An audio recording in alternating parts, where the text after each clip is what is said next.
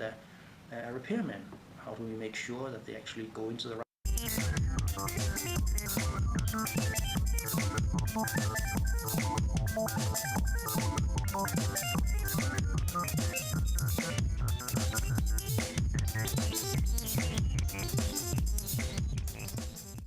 I was trying to characterize what is C++ particularly useful for, what did I actually build it for, and what is its strength today after almost 30 years of evolution, and also where's the limits to where it is. So the way I see it is there's a core domain for C++, and that's what you would call traditional systems programming, but that's not the right term, because it's just a style of language and a style of programming. So I go a little bit further. I said, what is it that requires the kind of services that C++ has?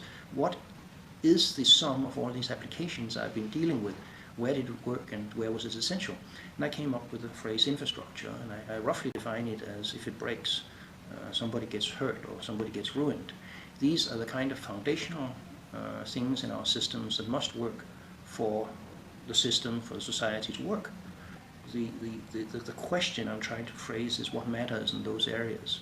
And I've come up with some notions of compact data structures, very strongly typed interfaces for maintainability and for minimizing errors, a heavier emphasis on algorithms over random code, because we need reliability, we need the stuff to be comprehensible, analyzable. We want to make sure that it's actually correct.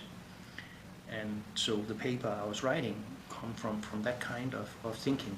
What is the right style, and what are the supports for that style we need for infrastructure software, for software that must be dependable?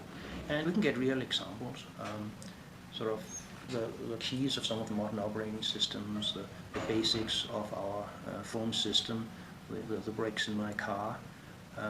How do we make that dependable? How do we make sure that the space probes don't get the logical equivalent of the blue screen of death halfway to Mars, where we can't send a repairman? How do we make sure that they actually go into the right orbits? And JPL lost a probe off Mars because two groups had communicated nicely, they thought. But in fact, one of them spoke imperial measures and the other one spoke the SI system, the MKS system. And the result was a misnavigation that sent more than $500 million worth of equipment into the wrong orbit.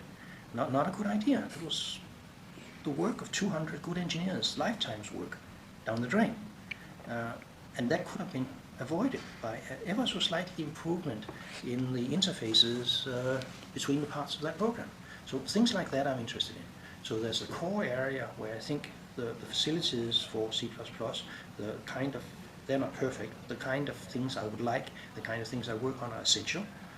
And then there's a huge gray area where you have choices. They can help, in my opinion, but they're not essential. And then you have areas where it probably is unsuitable to apply that kind of stringency technique. I mean, I want to essentially get 100% reliability.